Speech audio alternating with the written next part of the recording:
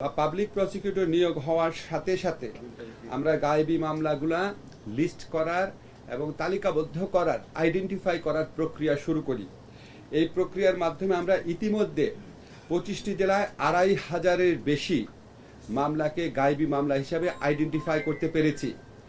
2500-এর বাইরেও আরো অনেক থাকতে পারে। আমরা ইতিমধ্যে 25টি মামলায় 2500-এরও বেশি মামলাকে রাজনৈতিক হয়রানিমূলক মামলা হিসাবে বা গায়েবী মামলা হিসাবে চিহ্নিত করতে পেরেছি।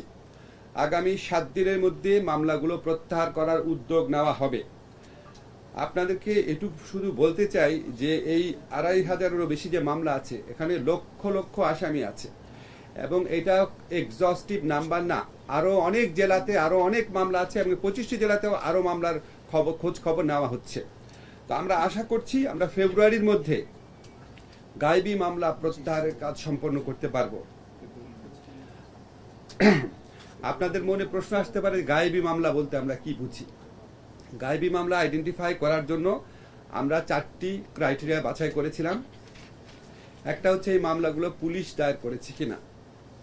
এই মামলাগুলোতে একটা কমন ট্রেন্ড ছিল বিস্ফোরক আইনে মামলা দায়ের করা, অস্ত্র আইনে মামলা দায়ের করা, পুলিশের উপর অ্যাসল্ট হয়েছে এই ধরনের অভিযোগ আনা এবং স্পেশাল পাওয়ার সেক্টরে মামলা করা। গায়েবী মামলা প্রত্যাহারের ক্ষেত্রে এই প্রবণতাটা আমরা নজর রেখেছি।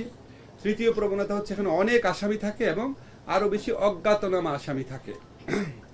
চতুর্থ আইডেন্টিফিকেশনের চতুর্থ যে প্রক্রিয়াটা আমরা করেছি সেটা হচ্ছে এই মামলাগুলো সাধারণত করা হতো বিএনপি সহ বিরোধী দলগুলো যখন বড় বড় আন্দোলন করতো তার আগে পরে, অথবা এই যে ভুয়া নির্বাচন হয়েছে গত 3টা ভুয়া নির্বাচনের আগে পরে। তো এই সমস্ত ক্রাইটেরিয়ার ভিত্তিতে আমরা 2500-এরও বেশি মামলা ইতিমধ্যে আইডেন্টিফাই করেছি। এগুলি প্রত্যাহার আশা করছি আর কি। যত গায়েবী মামলা আছে যেগুলি আইডেন্টিফাই করতে পারবো আমরা ফেব্রুয়ারির মধ্যে প্রত্যাহার করার কাজ হয়ে যাবে।